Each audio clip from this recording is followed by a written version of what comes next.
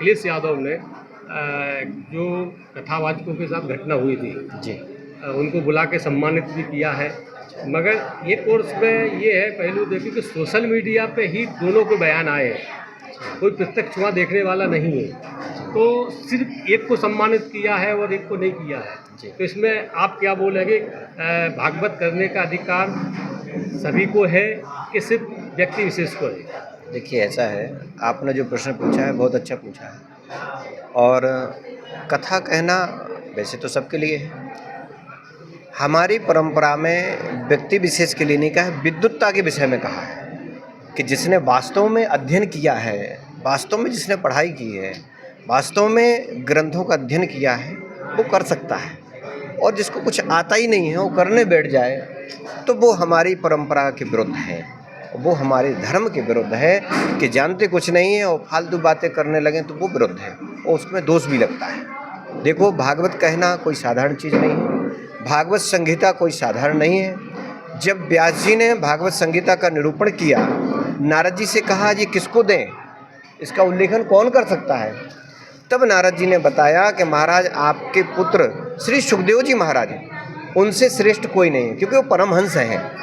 तब जाके अच्छा उनको ही श्रेष्ठ क्यों माना? फिर भाई किसी और को भी दे सकते थे, उस ग्रंथ की रचना की तो किसी और को दे सकते थे, उनको ही श्रेष्ठ क्यों माना? क्यों? क्योंकि वो परमहंस हैं, जन्म से त्यागी रहे हैं, उन्हें कोई मतलब नहीं। अच्छा, फिर भी व्यास जी ने अपनी संतुष्टि के लिए अपने ही पुत्र की परीक्षा भी ली।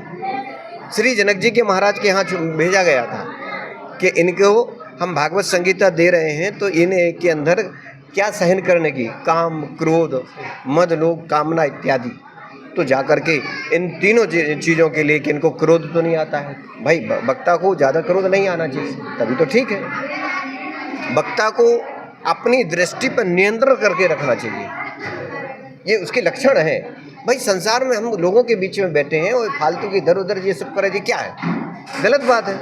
ये हमारे हिंदू धर्म के, ये हमारे ग्रंथों के विरुद्ध है। इसलिए कथा कोई भी कहे, कोई दिक्कत वाली बात नहीं है। बस केवल यही है, उसको पढ़े, अध्ययन करे और जब बिना अध्ययन के उस मंच पे ना जाए। गुरुजी, व्यास गद्दी की मर्यादा कितनी होती है? कुछ अभी व्यास गद्दी पे बैठ कर के फिल्मी गाना भी गाते हैं, कुछ ऐसे शब्द बोलते हैं उस पर, मतलब मर्यादा।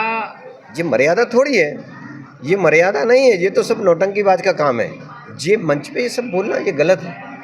यहाँ तक कि मंच पे खड़े होना भी गलत है। व्यासपीठ पे खड़े नहीं होना चाहिए, वो ब्रह्म पूर्वक है, ब्रह्म स्वरूप है, भगवान विष्णु का रूप है, कोई साधारण थोड़ी है व्यासपीठ। मगर वो तो मानते नहीं, वो तो उस पर आजकल बोलते हैं कि जातिवाद के कारण हम तो कुछ करेंगे, ये सब कुछ बोलते लोग। ये सब आडंबर है, ये इसको अपन नहीं मानते इस विषय में कि भाई कोई गलत कर रहा है तो भैया अगर अपन कहें कि फलाने आप गलत कर रहे हो तो हम हमारा विरोध करना लोग शुरू कर देंगे। इससे अच्छा भैया जिसको जो अच्छा लगे सो करता रहे, परमात्मा सब देख रहा है, बस यही हमारा कहना है। अपने व्यासगद्दी मैं उसके बारे में भी मैं एक चीज़ बोलना चाहूँगा कि व्यासपीठ के योग्य व्यक्ति को ही कथा और प्रवचन का अधिकार है।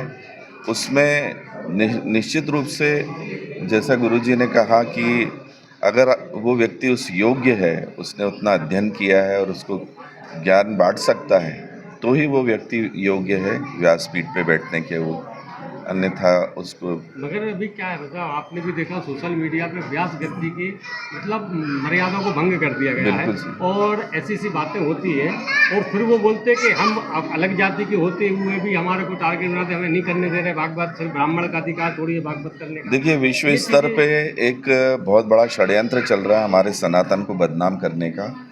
तो जरा सी भी चिंगारी उठती है और ये लोग प्रोपेगेंडा बना लेते हैं और इसको व्यासपीठ का या जो भी हिंदू का जहाँ भी चाहे अपमान करना, वो हर क्षेत्र में अपमान करने की कोशिश करते हैं और राजनीति इसका सबसे बड़ा कारण रहा है। तो मेरा ये कहना है सनातन प्रेमियों से, सनातन पालन करने वालों से कि हमें इन छोटी बातों को इग्नोर करके हमें एका बना के रखना चाहिए।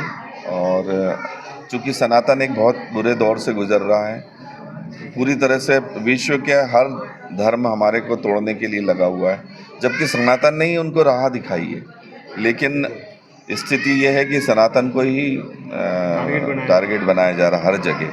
तो हम लोगों को ये चीज़ एक ब्रॉड माइंड होकर सोचना चाहिए कि इसके पीछे किन लोगों का हाथ है, और उन लोगों को हमको बिल्कुल इग्नोर करके उनका हमें विरोध करना चाहिए। अच्छा, इसमें एक इटावा का कांड आपने सुना बिल्कुल। होगा, उसमें गुनहगार 1 है या 4 है।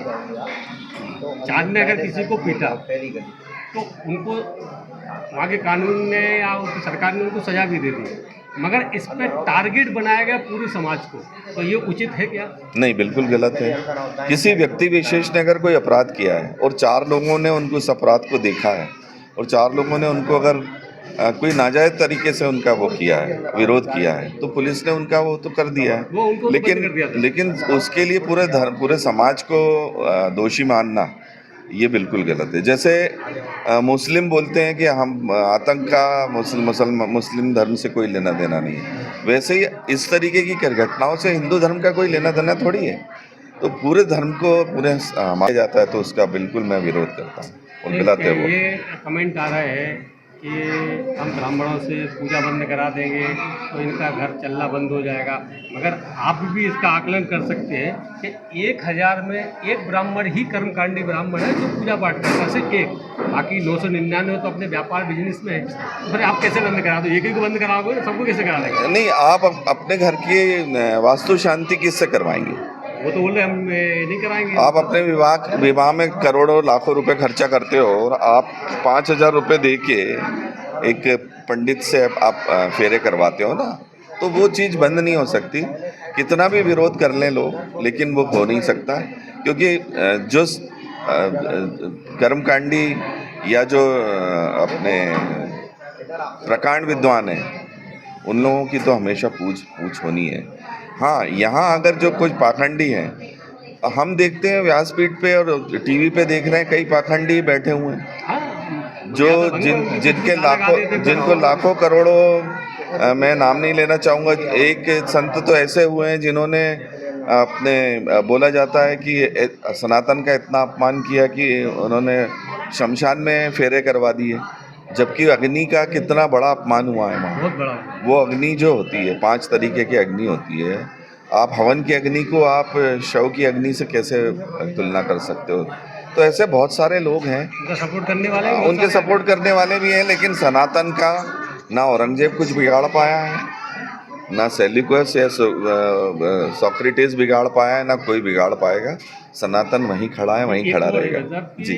जैसे अखिलेश यादव ने विरोध करा और 4 दिन बाद में आजमगढ़ में उनने अपने मकान की पत्नी 5 ब्राह्मणों को बुला करके पूजा करी। अब ये समझ में नहीं आ रहा है कि वो विरोध कर रहे हैं कि सपोर्ट कर रहे हैं। देखिए, उनकी भी अपनी मजबूरी है, उनका राजनीतिक स्टैंड भी है, और दूसरा उनको अपना धर्म भी पालन करना है। तो राजनीति अलग चीज़ है, धर्म अलग चीज़ है। उन्होंने राजनीति में जो करना था वो कर दिया, और बाहर आके अपने दत्तात्रेय ब्राह्मण बन गए। हम देख रहे हैं ना, दत्तात्रेय ब्राह्मण बन रहे हैं, लेकिन हमको मालूम, पूरा जग जानता है कि कौन किसकी औलाद है और क्या है, लेकिन तो ये राजनीति है। नाम क्या है आपका? नितिन जोशी।